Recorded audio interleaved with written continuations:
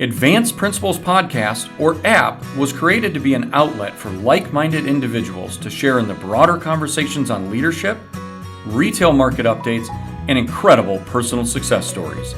On app, you will hear a collection of stories from the titans of the retail industry, as well as thought and practice leaders covering the spectrum of the economy.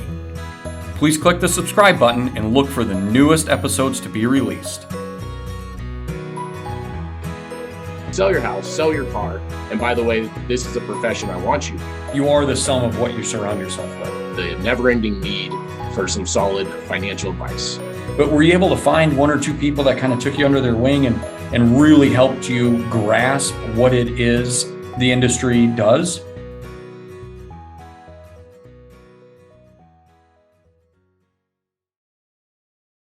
Mason Samuels is from True Wealth Advisors Incorporated, a financial advisory firm located in Denver, Colorado.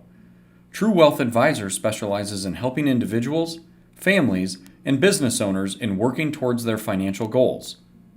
Mason graduated from Mid-American Nazarene University with a BA in Business Communications and Business Administration. He is a registered representative with LPL Financial and holds a Series 6 and 7 as well as a Series 66 license. Additionally, Mason's is a chartered retirement planning counselor, an accredited investment fiduciary, a certified Kingdom advisor, and one of Dave Ramsey's Smart Investor Pros. He is currently ranked in the top 1% of all advisors nationwide, ranked as the top advisor under 40 in Colorado, and the 74th overall ranked advisor in all advisors for the state of Colorado. Mason and his wife Katie have led financial education courses, Financial Peace University, at their church for the last 15 years, positively impacting hundreds, if not thousands, of individuals and families. Mason lives just outside of Denver, Colorado with his wife and their 4 incredible girls. All right, well, Mason Samuels from True Wealth Advisors, thank you for being our guest on app today. Absolutely, my pleasure. Thank you for having me. Yeah, I've been really looking forward to this conversation since we initially started talking about it. Excited that the day is finally here and kind of unpacked the story that is Mason Samuels and all that you represent and do. So thanks again. I really appreciate you taking the time. Thank you. My pleasure. I can't wait. I'm excited for this. I appreciate you having me again. Thank you.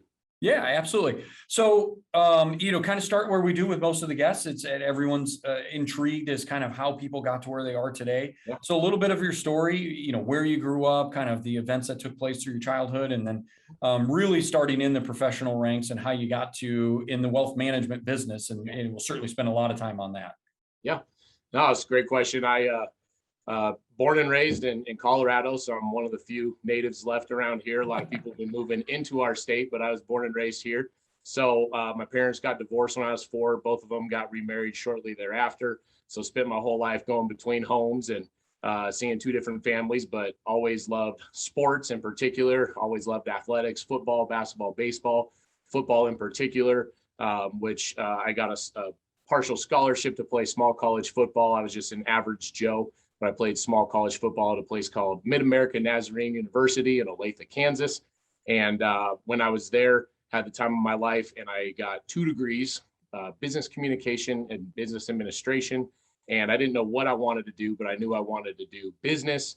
So I was able to double major, but also didn't know what my focus would be. I didn't know what a financial advisor was. I would have looked at you cross-eyed if you would have told me that was going to be my future when I was graduating college. But long story short, I worked at Pepsi for almost 5 years in the corporate side of it, the business development side of Pepsi, and was working my way up in the ranks, so to speak, in corporate America. And I just remember I was having personal finance kind of check to check, the average American, I had debt and I needed to work a second and a third job at all times just to make ends meet. I couldn't buy squat.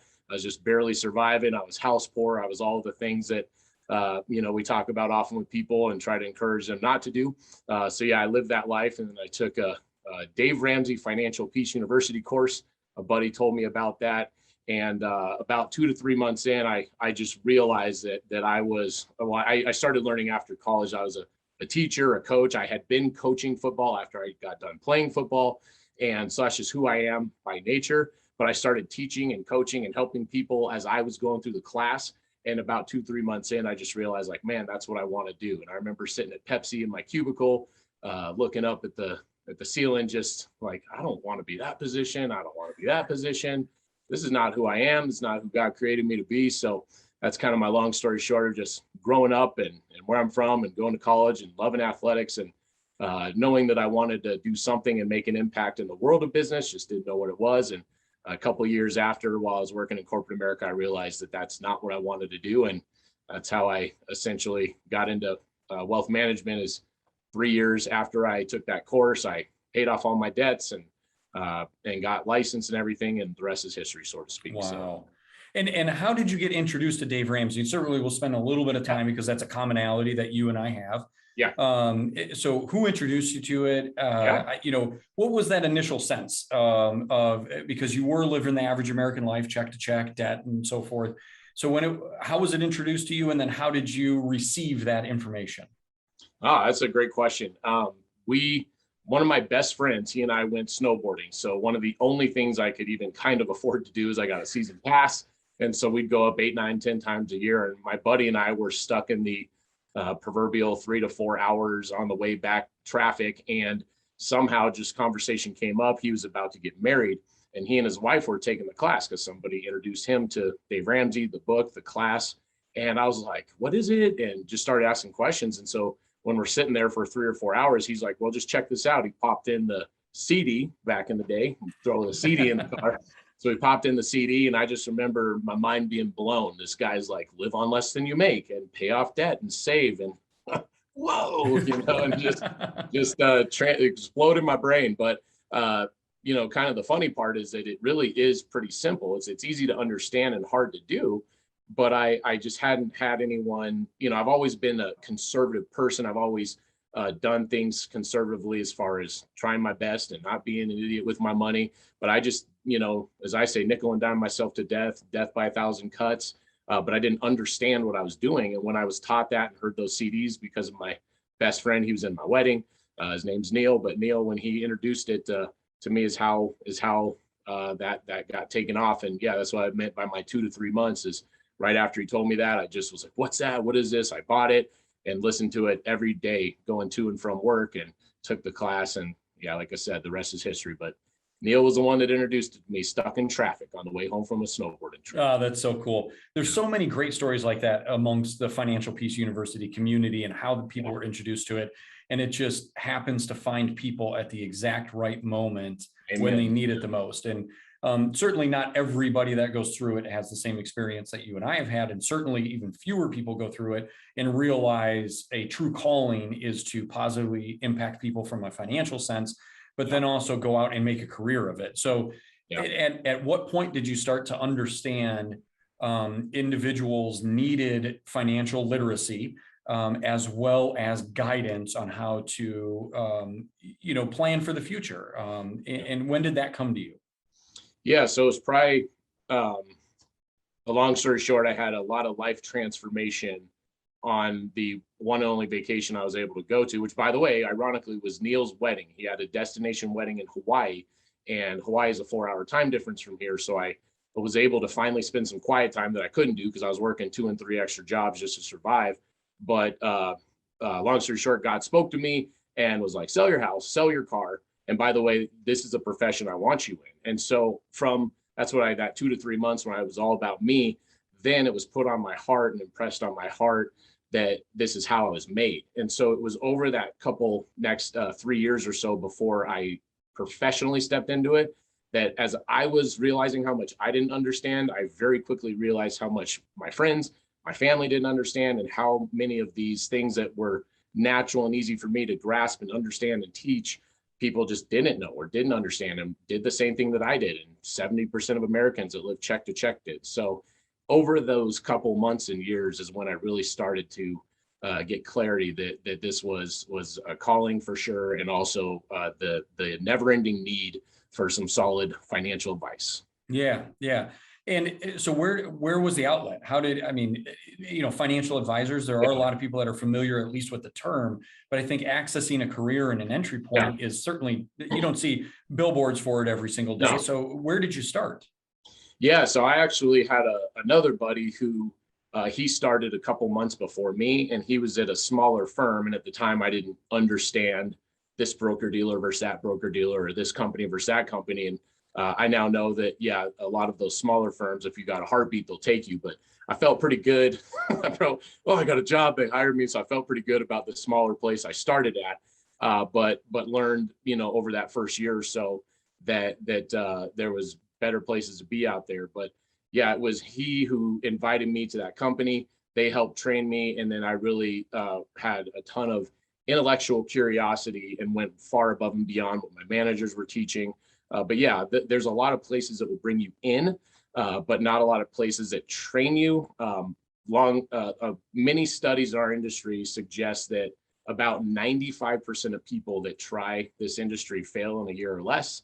About of that 5% or so that make it to year two, another 90% or so fail by the second year. So almost nobody makes it, but if you make it, it's a wonderful industry. But it's because it's so hard, it's so difficult to find the right place, to get the right training, and to bring in enough business to overcome the standard fees of licenses and errors and omissions and insurance and things of the sort. So it's a hard industry to get into, hard to find the right place to start. But I was lucky that I had a good enough group around me. But after my first year, I transitioned to where I'm at now and had an excellent group to help bring me up, and branched off on my own since. But yeah, so I was one of the few that made it, but I'm just grateful I did. And yeah, but it's hard to start.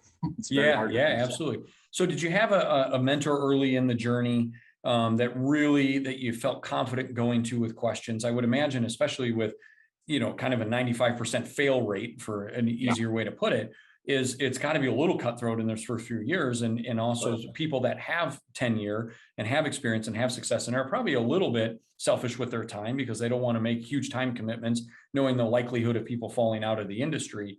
But were you able to find one or two people that kind of took you under their wing and really helped you grasp what it is the industry does? Yeah. Yeah. So honestly, Dave Ramsey was huge in that, meaning I listened to how he spoke to people, how he talked, how he encouraged. And I met him 2 or 3 times at the local events he had, got to say, hey, how are you? I got to have a brief, 3-4 minute conversation with him one time. But how he spoke, and he's, as you know, he does a thing called Entre Leadership, where he spends, like this, 30, 45 minutes interviewing people from all different areas and leaders and asking them a various bunch of questions. So I picked a ton of information as I was growing from those sources. And then also professionally, Jeff and Eric are 2 gentlemen that brought me on after that first year, and they were transformative, really transformative in how I saw and understood what we're doing, how we do it, the best way to serve people, the best way to love, the best way to manage everything in the day-to-day from your book. And they were massively important to my development. And then I'd also throw in too, I coached at Valor Christian, as you're aware of, and a lot of the coaches, even though it wasn't in my industry, they taught me a tremendous amount about leadership, about accountability, about not having any excuses, and all of those coach types of things. And so it was a mesh of all those 3 pieces over, my first 2 to 3 years in particular that helped me make it and excel because of all the wisdom I tried to pick off day by day. There's so much in that, and we'll kind of unravel it a little bit piece by piece. But I think it speaks a lot. Big philosophy that I'm a fan of is you are the sum of what you surround yourself with. Yeah, and if you surround yourself with successful, driven, motivated, high integrity individuals, you're just going to soak that up. And I think you and I are wired somewhat the same, that you just thrive off your environment. And, how fortunate for you that you had the willpower and the mental mindset to go forward and seek out those people, because they don't find you. No. You've got to put yourself in a position for that. And that's exceptional. So what was, so you get it in kind of the novice scope of your industry, is a company brings you in, one of the other firms out there, and they say, okay, now you just need to go through your phone book and call your friends and Yeah. family and see whose assets you Yeah. can start to manage. Yeah. And, so what was it like the first yes that you got? What did that feel like Oh, for you? yeah. I actually, that person is still a client. And Wow. so I will never forget that feeling, probably like a lot of people that make their first dollar, make their first sale. But man, that feeling, and I think of the people, honestly, I would say almost everybody that became a client in my first year is still a client. There's always someone I had one of those types of people in my first year or two where their husband got in the industry. Okay, that makes sense. You should probably go be with your husband, and have him manage your accounts. But everyone that I can think of stayed, and that first person that you're mentioning is still a client. Just talked to him the other day, ironically. But Wow. that feeling is just validation, and that's when you start, of course, to see, all right, this really is where I'm supposed to be. And then when I started realizing that first year that I was doing that more often by far than the average person, it was just continued validation of God. I just call them God winks. They were continued God winks of, hey, this is where you're supposed to be. Good job. Keep pressing. And of course, I had tons of mistakes and hiccups and learning moments like any great leader or business owner or salesperson or anyone does. But yeah, I to kind of indirectly answer what you're saying too is I was not a fan of call everyone go have coffee and basically like, can you get a second set of eyes on your portfolio? Can I talk to you, please, please, please? Because people just feel that, and I always put myself in someone else's shoes. Like, would I want to think I'm going to coffee with a buddy than him to give me a sales presentation? And so I essentially never did that, and people knew for that 3 years or so where I was going. So mine was more, hey, I'm here. If it's you or anyone else, let me know. But I tried to take essentially a completely different approach, and maybe that's part of why I made it. But it was cool, that feeling of the first person and then the second, and I still don't take those things for granted. But they were just God winks, they were validations, and and it's amazing what God's done over all this time. Yeah, it amazes me that for me now, 21, 22 years in sales, Yeah. how hard it is to get a yes and how good it still feels. Yeah. It is just one of the most coolest things in the entire world. And I still get the same level of excitement Yeah. that I did on my first sale still to this day. And it is just cool that someone showed so much confidence in you and what you were representing and the value that you're going to be providing them, that they say yes and they commit that relationship to you. I would imagine is much the same Oh yeah. in your business as well. Never gets old. Yeah. Yeah. And yeah, you've had a lot of yeses in your 20 plus years, but it doesn't get old. And I heard on one of your other podcasts, one of your gentlemen was saying, you guys were talking about being athletes, and he was saying something effective, and you and him were going back and forth about how great being an athlete is and the importance of it in business and being driven, and athletes are competitive and they want to win. And so yeah, when you win and you get the yes, it never gets old. And you might not have it on the golf course or the football field or whatever you do, but when you get into work, it still is that competitive drive, and that again, the validation of doing the best you can, and it starting to work out bit by bit. Yeah, absolutely. So some of those first early years, right, are the lean years as you're Yeah. kind of starting up your Yep. portfolio, your client base. What were some of the bigger setbacks that you endured in those first 3 or 5 years? Some of those really difficult decision points where kind of the God winks aside, and in those in between moments, like, am I really doing the right thing? Yeah. No, that's a great question. A lot in that, but the first thing that came to my mind is I had a couple great mentors and business owners, in particular, Valor, where I was coaching their sons and just befriended one another over the 6 or 7 month season. And I took them to lunch and just asked them questions as business owners. Hey, basically as a young business owner, what was your biggest mistakes? I pretty much asked them a similar question the way you just asked me. And, what did you learn in your first couple of years? Because that's where I'm at. And I want to make this thing work. And I kid you not, 3 of them in a row said the same thing. They said, hire someone before you think you should. And when you're grinding, it was me, myself, and I for 5 years, right? I did everything. I was the marketing. I was the fact finding. I was the investment guy. I was everything, right? And the hardest thing that took me a while to learn was, okay, I'm not great at this, and I'm not as good at this. And yeah, I can do it all, but man, it would be helpful to have this and helpful to have that offloaded. And most business owners, business leaders, I would assume are, kind of the type A control freaks. Mm-hmm. And letting that go was the hardest set of stuff that I dealt with in my first couple of years, but the best decision I ultimately made was when I hired my first client, or excuse me, a coworker. So yeah, I went from me, myself, and I for 5 years, just a little over 5 years, to now there's 12 of us in my office. And so Wow. yeah, it's that progression where, man, okay, things are falling through the cracks and stuff isn't going as well as it should, and I'm seeing some weaknesses here and there and here and there, and ultimately it was because I wasn't letting go quick enough. So yeah, that wisdom that was given to me was my biggest failures in all bunch of different types of subtle areas, but that was the best thing I did once I started Well, offloading it. that is, it's just golden. So hopefully anybody listening that's in those early years in that journey, making that tough decision to bring in the right person. Yeah, I think hire before you need it is absolutely crucial, and then hire right. yeah, amen. That's a whole nother podcast. That's a That whole is nother episode. everything. That is everything. Oh my gosh. Yeah. Yes. Sorry. Yeah. No Amen. question. This is Yep. your you see these people often more than your family, so you better hire right. Yes, yes. And I'm a huge fan of the book called Flight of the Buffalo. And one of those lines in there is stimulate self-direction. And it kind of speaks to the lack of control that you take on when you do hire other people. Because if you're just going to maintain command and control, why hire other people? It creates friction that doesn't need to be there. So obviously that was a huge turning point. And now you said you're at 12 people within your office. Correct. Which is extraordinary. And I know when people go back and they listen to your intro in the bio, you've recently been recognized by some very prominent groups on your overall success factor.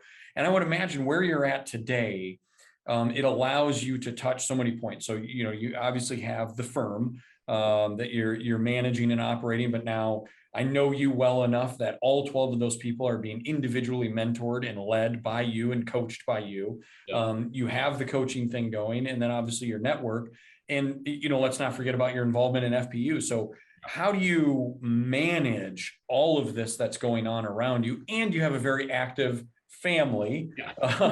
So how are you keeping a grasp on all of this? Yeah, so some of these beautiful drawings are from my 4 baby girls, so that's a job in and of itself. That's my most important job, by the way. But no, I mean, it's that's kind of like as I got past that 5th year and started hiring and kept growing and so on and so forth, we also were building our family. And so that's kind of phase 2 of my biggest work struggles thus far. And so I think that a quote that I like is great leaders create great leaders. Great leaders create great leaders. And really, one of the best things I learned from coaching was all those coaches coach me on how to coach, and they coach me as a man, and they coach me relationally, they coach me in our faith. And so that's one thing that I love. It wakes me up in the morning. It gets me going. Like you said, I am not a stranger to anybody in the office. We are talking as often as we can, how they're doing, heat checks with one another, praying for one another. We really are family. And I know people say that and throw it around all the time, but that's it. We are that's who we are. And we take great pride in it. And I take great pride in all my circles, whether it's my FPU class that I do once a year through our church, whether it's coaching my little girls' basketball teams and soccer teams and rec league and trying to make their days the best I can, whether it's at work and, myself and everyone else here. I also love the phrase, be where you are. So I struggled in kind of my latter phase. I'm a planner, I'm a future thinker, and that's easily one of my best strengths, but it's also one of my biggest weaknesses. And as I like to say, I can very easily get stuck in the future. I can get stuck in tomorrow. And I have a wristband, I have it in my office that says, this is the day the Lord has made.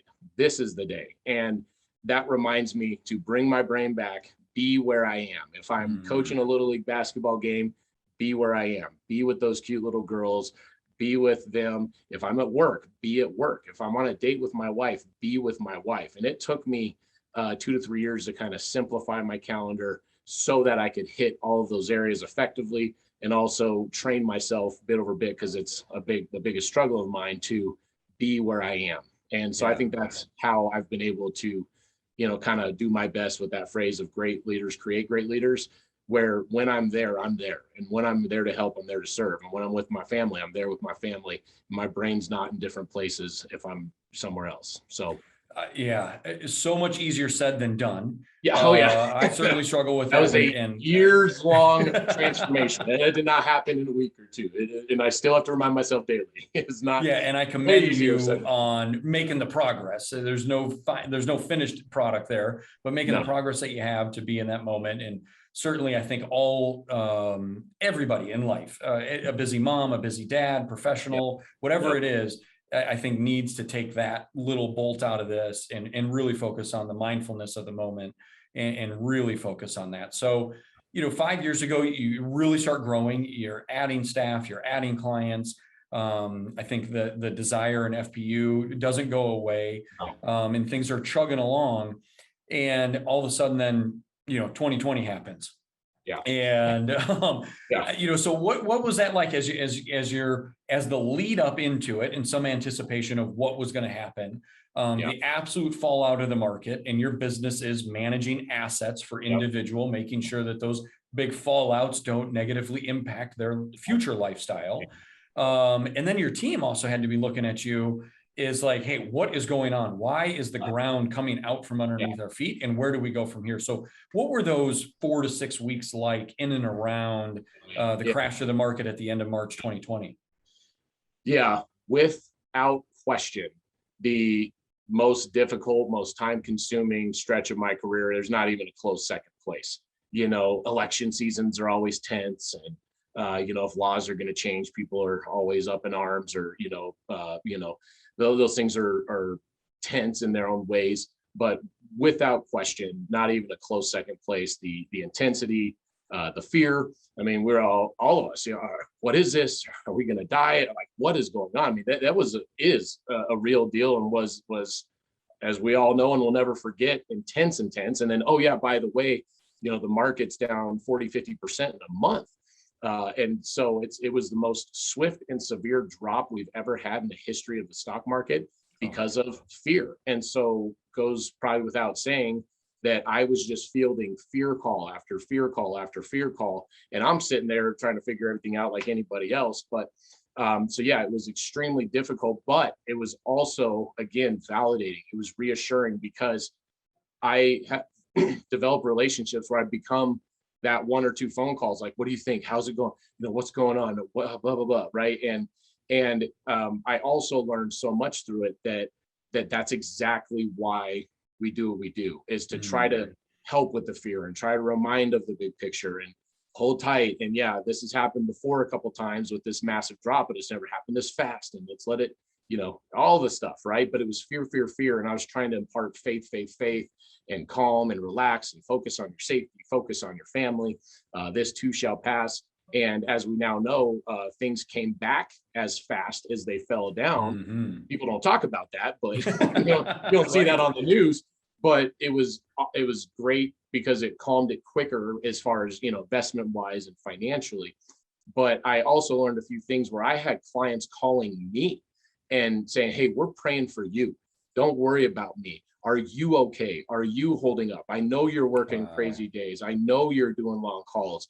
How can we pray for you? We got you. Don't worry about us. Don't worry about the people that are losing their mind, and that taught me so much, where now I'm like, man, I've had a couple moments, with someone getting cancer. We've had a couple clients that their direct, mom and dad or grandpa died from COVID. And so it helped me to put, not just think about, okay, my world, my investments, stuff's plummeting, oh my gosh, but to be like, man, one of my clients was in oil and gas and called me.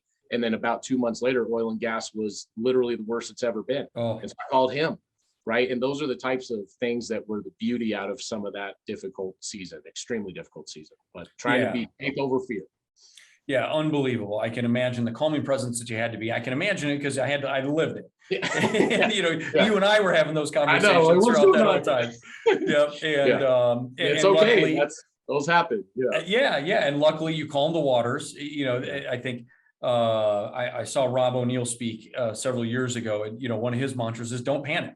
Nothing good comes from panicking. And I think that you were that great calming voice, and to know what you were managing at that time with your staff and your clients and your family and everything else, to be able to inject that calmness. And certainly, we'll talk a little bit about kind of what separates your firm and True Wealth Advisors from some of the other shops out there. For me, it's the personal touch. It's those conversations, and it's the accessibility to it, and the confidence that we're moving forward in the right direction. We're just going to stick to the plan, and if we work the plan, it's all going to work out. So I think that was huge, and as we went through it. So now, kind of on the backside of that, like you said, it recovered as fast as it fell. Yeah. And so what has the last year or so looked like amidst all of the recovery? And have you had to now, you had to calm fears? Have you now had to shift to managing expectations? Yeah, little both. Because yeah, it's funny because people are like, when are we going to have a collapse? I'm like, we just did. Like, it just happened. but yeah, so it's I think we can all agree that this last year and a half has had as much stuff in it as I can imagine in my lifetime. And when I look back at history, as much as I can imagine, I mean, all of it, right? From COVID to the political drama to all of the social stuff. I mean, it has been a year and a half or so. And so the stuff just seems to not stop. And so the fear intensity was definitely in its peak in, March and April when COVID first started. But yeah, those things didn't go away. Election season and, a lot of other things. So yeah, so it's also been great because investment wise, and I'm not here to like talk investments and all that, but investment wise, it taught me a lot of the power of being selective, and our clients' portfolios have done exceptionally well. And it's because if you're with a professional that's paying attention and doing their best, as I tell my clients, I don't own a little bit of everything. I own a very diversified mix of some A+ areas that I think have A+ growth, and that has worked out very well. So it's building that trust, calming the fear, but also doing your darndest as a professional to navigate the waters, whatever they are, because there's always something, right? We all know that there's always something that's been particularly loaded these last year and a half, but there's always something. And so how do we, bat away the negativity, the media, all of the stuff we all see all day, every day on our phones and computers and news, and focus on kind of some of the underlying themes. And so it's been encouraging as the investments have done well, and my message has been this should work and this area should do well and stay the course, like we said before. It's really helped continue to calm the still tense waters. Yeah. So it's been a learning in a lot of ways of all of that mixed together, but it's been a journey for sure. Learned probably more in this year and a half or so than I might ever learn. It was a lot, but it was great. It's been an amazing journey. There's no question. So, that kind of brings up is amidst all that fear and the fall off, that 4 to 6 weeks when nobody knew what was happening. Right. I would imagine that your two of your several worlds blended together, which is FPU and Financial Peace University, along with your wealth management firm and your guidance. I can't think of a better time in recent memory that those two worlds blended so well together. So talk a little bit about that, and also, your passion for FPU and what you're doing. And I noticed behind you, you've got the Live Like No One Else. I'm a huge fan of that sign. Live like no one else. So someday you can live like no one else. Yep. And, talk a little bit about how you brought those two worlds together. Yeah. For those of you who don't know, Dave Ramsey, as we've been talking about back and forth, he's been around 30 something years. He's, number 1, number 2, number 3 radio show forever, huge reach, and really just helps people with their finances, as I say, from A to Z. How do I budget? Why? What about savings? Where does it go? How do I invest? How do I get a house? How to retire? He talks about all of it. He's not an advisor, but that's what he does. And so he has classes. It's a 9-week course that I do at my church once a year. And by the way, that was in the middle of the season as COVID hit, and we finished that online, talking about two worlds blending. So you see people that are hurting, that have questions, that are confused, maybe not doing as well, got a lot of debt, where I was when I took the class. And then I've got my professional life that, like you said, they blended. And so it was, it's the best thing I can say about all those in different worlds is it doesn't matter where you're at. It doesn't matter if you're terrible, so-so, good, great. It doesn't matter where you're at. At the end of the day, it's always control what you can control. You can control your spending. You can control your debt. You can control your lifestyle. You can control whether you save or you don't. Mm-hmm. And like I said in the beginning, it's way easier said than done to do those things, live on less than you make and save and have a plan. It's easy to say that stuff, but it's hard to live that stuff. And that's truly what separates the people that are struggling from the people that are not financially. And it's, as we say, stay in your circle, do you, focus on you. That's good marriage advice, by the way, too. We did a wonderful marriage seminar, and that changed my life. That's a whole nother podcast you can have with a marriage professional. But, my wife and I did this wonderful marriage course called Reengage, and they talk all the time about stay in your circle. Don't my wife this, my wife that, my wife this. And you could say the exact same thing is don't worry about that. Control you, do you, handle what you can handle. And that's the same advice I give to anybody. Terrible to great is control you and focus on you. That's all you can ever do ever. And God will take care of the rest. And when you live disciplined and diligent and you give and you're a steward and you're paying attention and you're planned, it's going to work out. It doesn't matter if you make 50 grand or 500 grand. It will work out if you live with those principles and do you and stay in your circle. Hey everybody, this is Michael from ADS.